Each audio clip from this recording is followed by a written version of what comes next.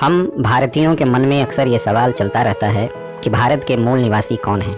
तो आइए आज इस सवाल का उत्तर समझने की कोशिश करते हैं। दोस्तों, अगर हम डार्विन के विकासवाद के सिद्धांत को मानकर चलें तो इंसान बानर जाति का विकसित रूप है, यानी एक चिंपैंजी हमारा पूर्वज है।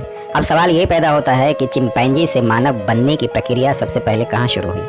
विद्वानों के मतानुसार ये प्रक्रिया अफ्रीका के जंगलों में लाखों साल पहले, लगभग 20 लाख साल पहले शुरू हुई। वहीं से मानव पूरी दुनिया में फैला और हजारों किलोमीटर की यात्रा कर भारत में भी आया।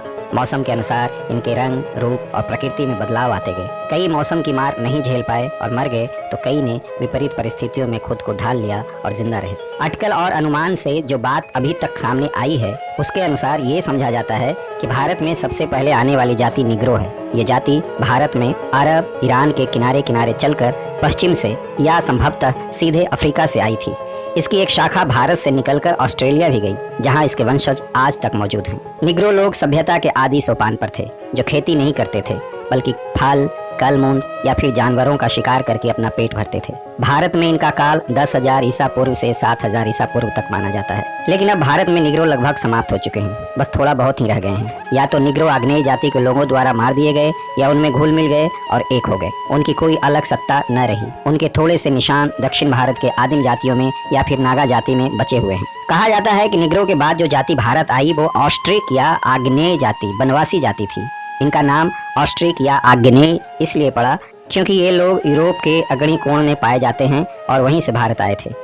इस जाति के लोग मादागास्कर और विंध्य मेखला से लेकर प्रशांत महासागर के ईस्टर द्वीप तक फैले हैं। असल में कश्मीर से लेकर प्रशांत महासागर के पूर्वी द्वीप समूह तक जो भी पक्के, काले और वनवासी लोग हैं, उन्हें ऑस्ट्रिक जाति का ही उत्तराधिकारी समझना चाहिए। गांव में रहने वाले कई दलित जाति के लोगों का जो अत्यंत विशालकाय समूह है, जैसे डोम, भुइयां, मुसहर इत्यादि लोग आग्नेय जाति से संबंधित हैं। रक्त मिश्रण के कारण उनके रूप रंग बदल गए हैं। आमतौर पर यह माना जाता है कि हिंदुस्तान की जनसंख्या का एक प्रमुख भाग आग्नेय जाति की देन है। इसके बाद आई द्रविड़ जाति। द्रविड़ भारत में कहाँ से आए, इसको लेकर के कई मत हैं, लेकिन अंत में ये मत भारी पड़ जाता है कि द्रविड़ भूमध्य सागर के किनारे से आए थे। इनके आगमन का काल ईसा के लगभग 3500 वर्ष पूर्व का माना जाता है। रास्ते में इनकी कुछ शाखाएं ईरान और इराक में भी रह गईं, जिन्होंने सुमेर सभ्यता की नींव डाली। जो लोग भारत पहुंचे, मोहनजोदाड़ो के पास सिंधु सभ्यता की नींव डाली। यही कारण है कि द्रविड़ सभ्यता और सुमेर सभ्यता में काफी समानताएं पाई जाती हैं। द्रविड़ जाति प्राचीन विश्व की अत्यंत सुसभ्य जाति थी। भारत में सभ्यता का आरंभ इसी जाति ने किया था। जब द्रविड़ जाति यहाँ आई तो यहाँ आग्नेय जाति की प्रधानता थी। कुछ निग्रो जाति के लोग भी मौजूद थे। माना जाता है कि आग्नेय और निग्रो जाति की बहुत सारी बातें द्रविड़ सभ्यता के अंदर आ गईं। ऐसा कहा जाता है कि इस देश में कृषि का विकास द्रविड़ों ने ही किया। समुद्र यात्रा की परंपरा आरंभ की, सिंचाई के लिए नदियों को बांधने की प्रथा चलाई, बड़े बड़े मंदिरों और नगरों का निर्माण किया तथा नगर सभ्यता की नींव डाली। फिर आए आर्य जाति के लोग। जब आर्य आए तो आग्नेय जाति के लोग सिंधु की तराई में मौजूद थे। आर्यों ने उन्हीं का नाम निषाद रखा और उनके काले रंग और चपटी नाक की हंसी भी उड़ाई।